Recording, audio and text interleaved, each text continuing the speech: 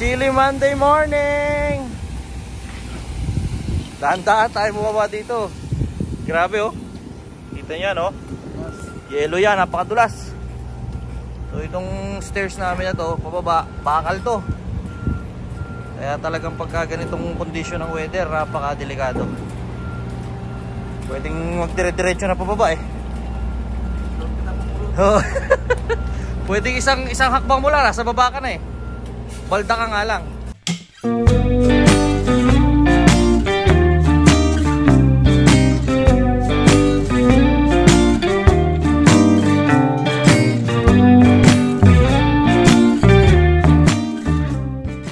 Sigurado magkakaskas ng kotse ngayon guys. Kasi nga ngayon ang unang araw na nag-negative na kami. So negative na tayo kagabi. Pero wala pang snow. Parang ulan pa lang to na nagyeyelo. Mamayang mamayang tanghali. Mamayang tanghali ay ikuan tayo. Mag-i-snow na dito sa Calgary. Ayan, ice na ice.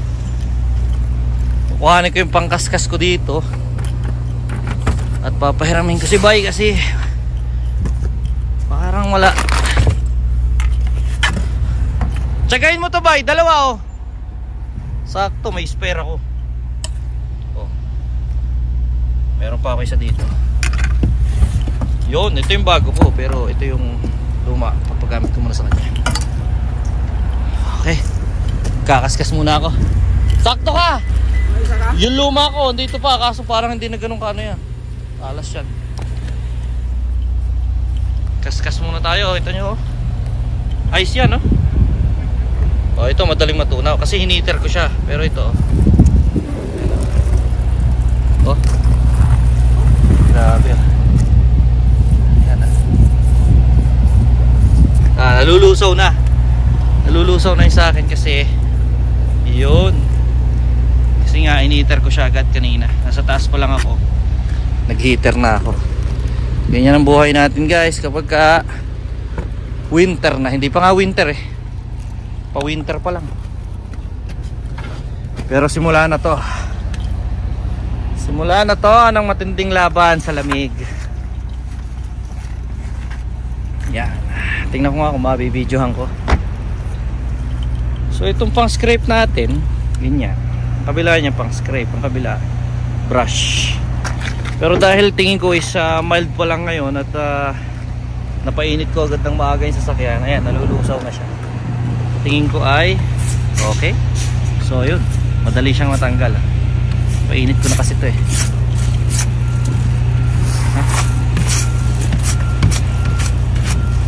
So mamaya wiper lang natin yan. Ito icy oh. Ice baby. Yun natanggalan oh. Ito hindi. Ice baby. Parang bubog eh oh.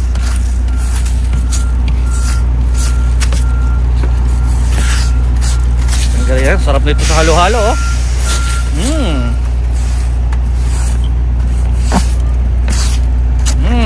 Gatas na lang tsaka mais. Dali natanggal, di ba?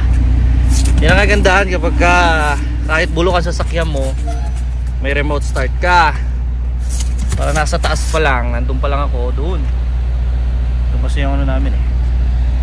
Doon ang lunchroom namin. So doon pa lang, ini-start na natin yung mga sasakyan dito sa parking. Para pagbaba, syempre, mainit na. Lalo na guys kapag ka ano na ha, yung mga minus 30, minus 40 na ang temperature natin. Talagang kung hindi mo gagawing magpainit ka agad eh. Bukod pa nga sa pagpapainit sa bago sumakay, sa lunch break pinaiinit ko na rin yun.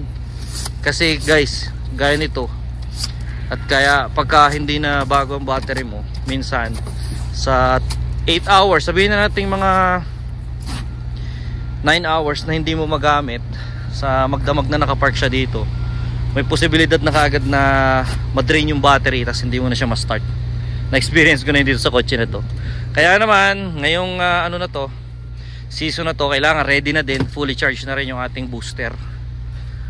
Hindi na masyado makalat yung trunk, ano? May first aid tayo dyan, meron tayong mga winter jacket dyan, brush, mga gloves na makakapal na kailangan natin. Kailangan ready yan. Hindi kasama tong DoorDash bag. Hindi na ako nakakapag DoorDash, napakatagal na, siguro mga 4 na buwan na. Hindi ako nagdo-DoorDash. Pan display lang yun dyan. Ginagamit ko lalagyan ng mga mainit na pagkain. Yan, nakikita nyo kapag ganyan parang maputi yung ano, yung kalangitan, ganyan. Snow yan eh. Mamaya ang patak niyan. So kapag nag-i-snow sa gabi, maliwanag. Gawa ng puting-puti yung mga ulap na ganyan. Larga na tayo. Siyempre, sa loob, mainit na. Tsaka yung ano ko, sasaling ko lang din pala yan, yung windshield washer natin, yung fluid natin sa windshield. Dito nga pala, dahil may matinding lamig nga dito, may extreme ditong weather sa Calgary or dito sa Canada, may iba-ibang level ng ano yung windshield washer. Oop! Hindi natin pwedeng basta gamitin yung pang summer na windshield washer doon sa kapag malala yung kapag malala yung winter, kasi ano pa rin yun, mag-freeze pa rin yun. Kaya kapag talagang malala na yung winter, ginagamit natin yung talagang pang pinakamababang temperature na hindi mag-freeze na windshield washer. Iba-ibang level yan. So ganun dito. Hindi sa Pilipinas, 'di ba? Isa lang yung klase. Depende sa iyo kung anong windshield washer. Yung iba nga tubig lang eh. Kaso dito hindi ubra yung tubig kasi yung reservoir sigurado magiging yelo. Kagaya ng pag nakaiwan ka dito sa loob ng ng bottled water, magiging yelo. Sa magdamag, sa ilang oras yelo na kagad. Ganun katindi yung lamig dito. Yan, ready na tayo. Pwede na tayong mag-go.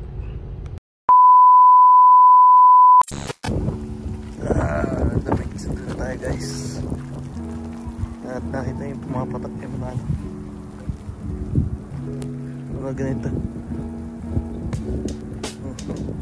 Tumatalbog yelo. Sobrang lamig, grabe. Ayun na, nabasa na si na Johan. Sundo muna ako. Said that we need jello containers using them as pink containers. You tell mommy, okay?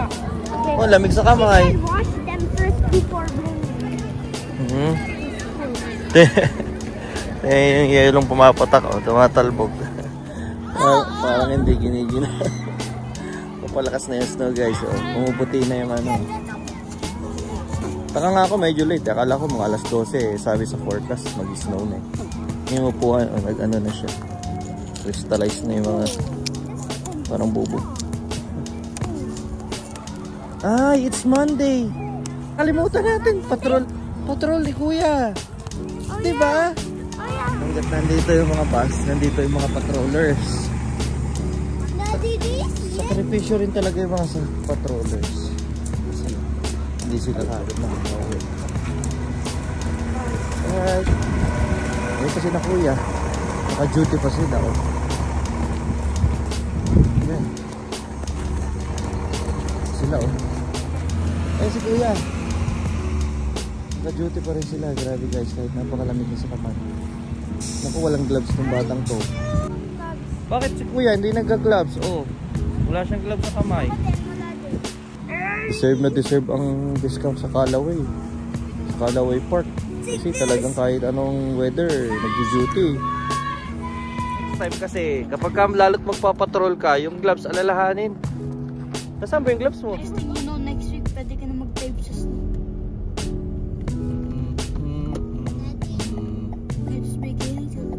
It's beginning to look a lot na. Ayan na, nagpa-frost na yung yung mga puno. Usually ganyan kapag wet yung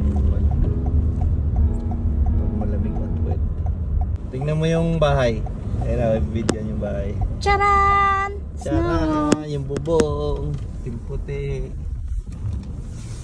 Okay, ang sahig. Ayan na, kumakapal na.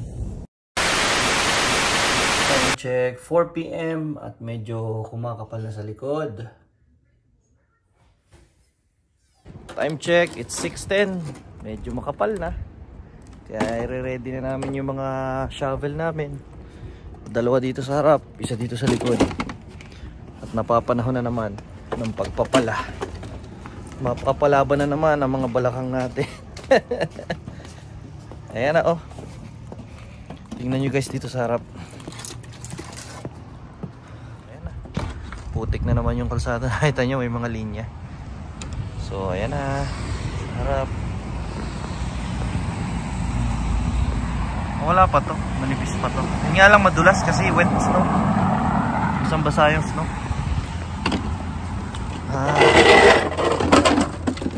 Kuha lang ako ng mittens or gloves. Magano ako dito. Babala ako dito mamaya. Ayan naman guys. So dito, yung harap mo, pala mo. Dahil kapag ka may nadulas dyan na tao at nag-report sa city, ikaw magmumulta. Ayan, ganun tayo dito. Kailangan magsipag. Kahit pagod ka na galing trabaho, gagawin at gagawin mo pa rin yan. Ano yan? Huwag na. Ano yan? Tatabuan lang naman yung ano natin. Gaganda lalo. Ito na naman ang kalsadang maputik.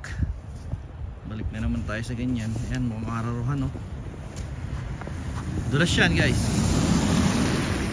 So kung hindi tayo naka winter tire all weather dyan, medyo mag-ingat-ingat kasi delikado na yan. Madulas na yan. So ito progress. Medyo kami yung mga kami ni Jeron yung nauna sa pagpapala. Kasi kakapal na to lalo sa magdamag eh. Bukas ng umaga na ulit ito shovel pag uwi ko galing trabaho. So ayan. Si mami hindi pa nakaka-uwi, nasa trabaho pa.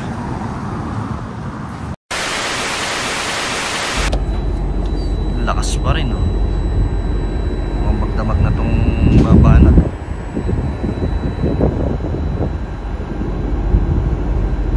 Start ko na para siguradong walang tirik. Ayan.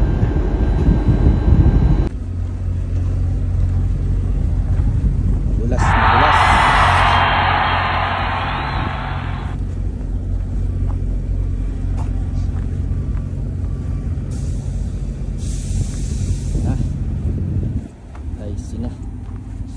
Tingnan nyo ilalim.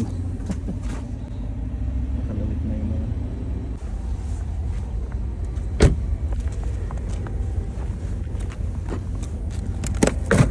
yak. Nice. Pogi na. Pwede na to. O diba, lusaw na. Guys, nakita nyo ba yan? Bundok. Ayan, literal na bundok. Bundok ng yelo. Kaya naman sa picture lang magandang tingnan ng snow, pero sa totoong buhay yung kalsada, ayan, ganyan. Napakasama oh. Para kaming nagmamaneho sa araruhan. Hindi talaga magandang snow. Kala lang natin sa una, pero sa mga nagmamaneho, ayan siya, kalbaryo. Ayan, nakikita nyo, para kaming nagpapatakbo sa tubigan sa araruhan. Ano?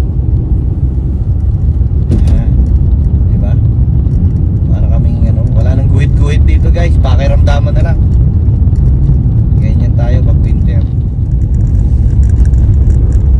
Ayan na, nagbe-build up ng traffic sa Bandarahon. Ano ba itong linya ko? Hindi ko na maintindihan kung anong linya itong dinadaanan ko. Wala nang linya-linya eh.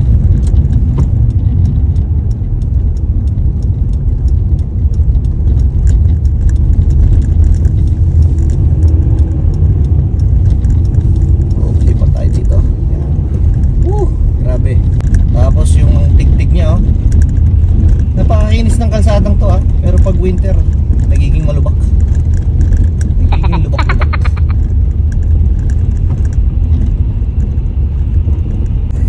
Yung biyahe ko na usually is 20 minutes maximum. Dito sigurado madodoble ito, mga 40 minutes. Pagka ganito kasama ang kondisyon. Hindi naman buong winter ay ganito to. May time naman na makinis to, malinis. May time na kasi kagabi nga wet snow. Kaya ang kapal niya, ano siya, bukol-bukol siya sa kalsada, kapal. Pero minsan sobrang lamig pero makinis. Pero mas nakakatakot yun sa totoo. Kasi kapag ka makinis, hindi mo alam kung black ice na. Pagka ganyan nakikita mo na white, medyo okay pa yan. Kumakapit naman yung gulong dyan eh. Ang mas malala yung clear, kasi hindi mo alam kung black ice siya. Tapos pagka pumreno ka doon sa ganong black ice, may kalalagyan ka talaga. Pag bago kayo tapos sa unang naranasan nyo mag-drive sa snow, nakakatakot. At huwag mong sabihin na baguhan lang ang na-aksidente, hindi rin. Kahit mga matatagal ka na rito, pag talagang minamalas ka,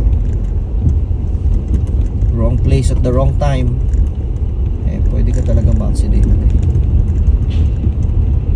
Kaya talagang laging ingat dapat.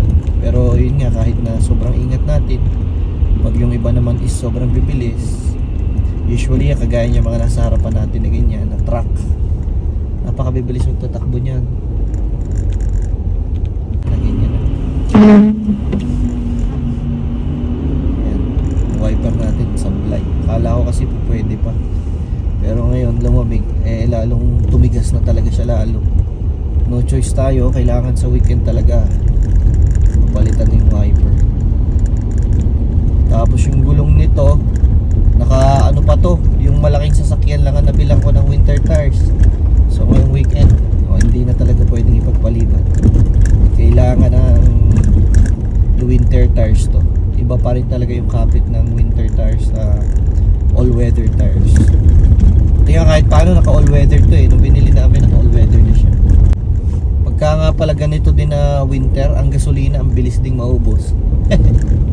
Kasi laging nagpapainit tayo yun, daling maubos. Tapos dito minsan birit siya ng birit, tumataas yung RPM pero hindi naman umaandar ng malakas kasi kumakaykay lang yung yung gulong.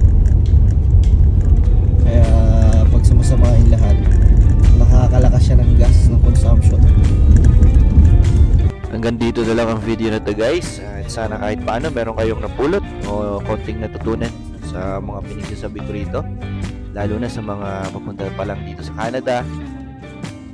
At yun lang naman ang video natin sa araw na to. Gusto ko lang ipakita sa inyo yung experience natin, yung dinadanas natin pag winter.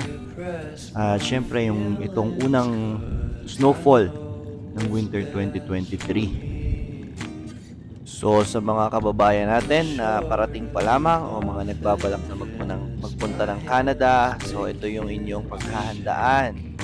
At para naman dun sa mga nandito na, lalo na sa mga nagda-drive, always ingat lang po tayo parate, and drive safe. God bless. See you on the next vlog. Bye.